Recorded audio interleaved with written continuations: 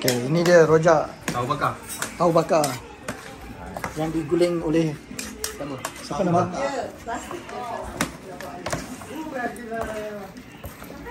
Ini ni. Pas buka tahu pun tak apa dia kita potong. Banyak sikit tak apa. Tu dia tu.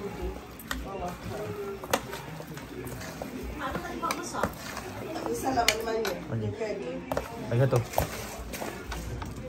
Dek, Alright. Dek. Okay. Cun. Ni boleh belajar lah ni rojak ni kan. Rojak tahu pandai. lagi. Ini tak campur Campur Ini rojak petis. Ini tahu bakar. Oh lain tak tambah Oh kecoh. Okey, Cun siap. Dah terbaik. Balik lagi tadi macam tadi. Terbaik. Lagi satu kali. Lagi satu kali. Terbaik. Ada pergi masa malam ni nenah timu je. Ambil bekas. Jangan ni. Tapi tengok dekat nanas. Jangan beli nanas yang besar tu. Kalau beli dia tak boleh lama. Bingit. Jadi Okay, satu shot.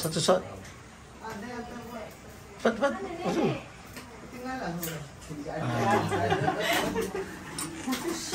Ya, ayam ni tak habis lagi. Siap. Ikut trend Betul dah siap. Ni. Yang bukan sana. Ni apa ni? Petis. Petis.